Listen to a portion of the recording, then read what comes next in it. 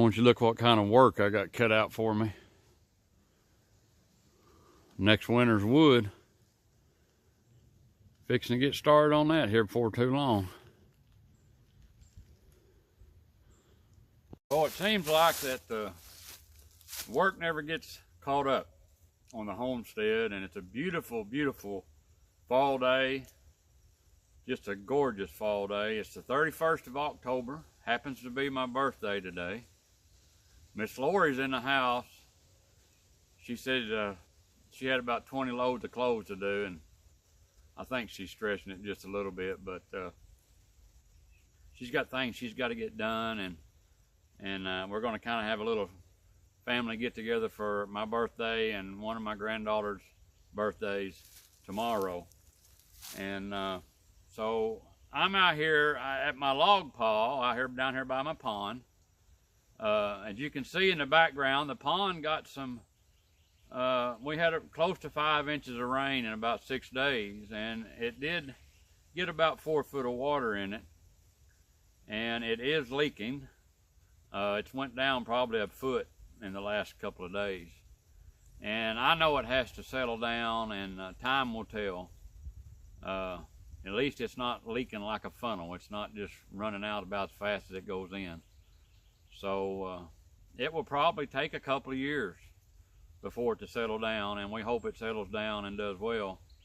But this is the timber that we removed when we dug the pond, and this will be my next winter's, not this winter, but next winter's wood, and I'm going to start cutting on it some today.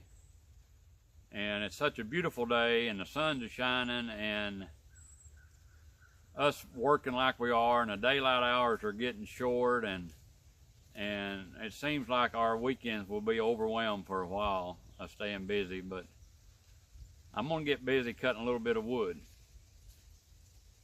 For our wood cook stove, my wood needs to be, ideal length is only 14 inches. That's because it's a top loader.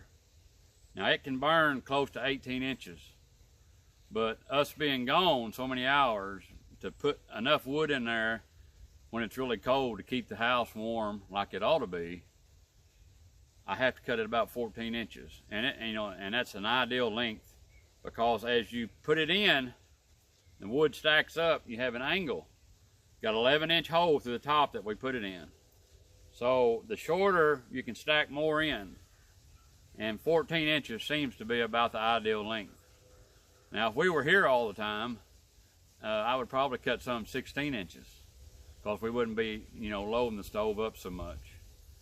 I've always cut wood 16, 18 inches long, and I've never really worried about it, especially for myself. Now, when I was cut a lot of wood for other people, I would make sure that it was, pretty much a certain length to sell it.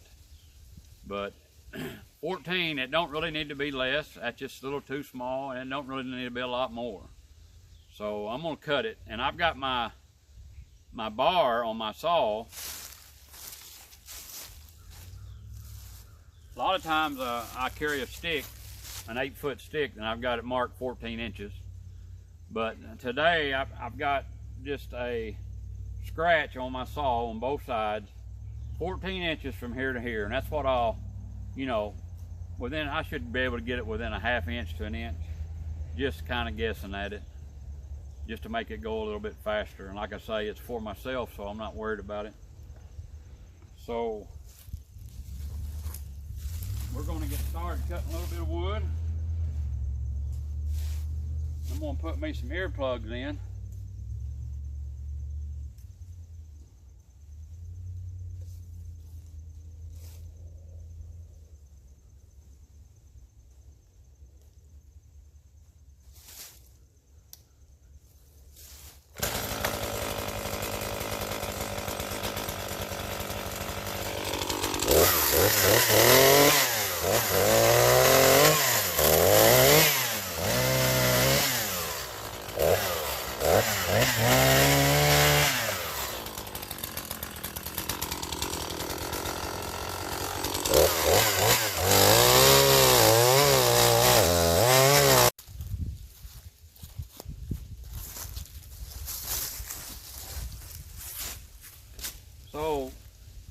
some may ask, Mr. Brown, why are you cutting wood a year in advance? Well, the main reason is I like for my wood to dry for about a year. Usually 10 months to a year. I normally cut wood from December in this country through January because the sap in the timber has went to the roots in the ground, which makes wood dry better and which makes wood burn a little better, and you won't have as much chryso buildup in your flue. Now these trees here were cut when the sap was up, and I don't prefer that, but I had no choice. They come off the ground where we were going to build the pond. Now I do have a guy that works for me and works, he drives a bus for me and he works at school, has for many years, and he's got an outdoor furnace. And I've offered him some of this wood to use. And some of it I'll be cutting for him, and he'll probably show up here on some weekend and cut some and get him a little bit of wood too. And then I will start cutting some timber in December, maybe the middle of this month through December, depending on what I think the situation is.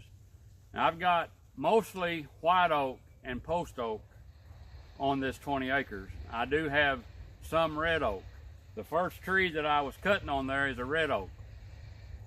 That's my preferred wood to burn, is red oak. It burns a long time and it burns reasonably clean, and it makes a hot fire. But the white oak and post oak does fine too. And especially since I have a wood splitter now and I'm not having to do it by hand, because post oak and white oak can be, if it's very limby, can be a problem trying to get it busted. So, like I say, I'm going to share some of this wood with a guy that works for me, a friend of mine, and we're going to get out here on this beautiful day and get going again. So we've had almost 4 inches, actually about 3 8/10 since, I guess it started Monday night. And we're going to go down here and look and see how much water we got in the pond. So like I said, we've had like 3 8/10, almost 4 inches since, I believe it started Tuesday afternoon. Now, we had 1 inch or so before that, so we've had somewhere close to 5 inches of water in 5 or 6 days. But the ground finally got soaked up in this last round since Tuesday, I believe Tuesday night. Water finally started running in this pond. And it's not quite half. It could be close to half full as far as the pond being, could be half full, you know, by the length of the pond. I would say the water down here on the deep end is probably, I don't know, maybe 5 foot deep. But we're excited to get this much. It didn't just come in and run right out. We'll see how long it holds. I expect it to seep some till it seals up, but we'll see. This is the 29th, Thursday the 29th of October. The rain quit about, maybe an hour ago, and the sun's come out for a little bit. Well, this is just a little update. We got some water in the pond.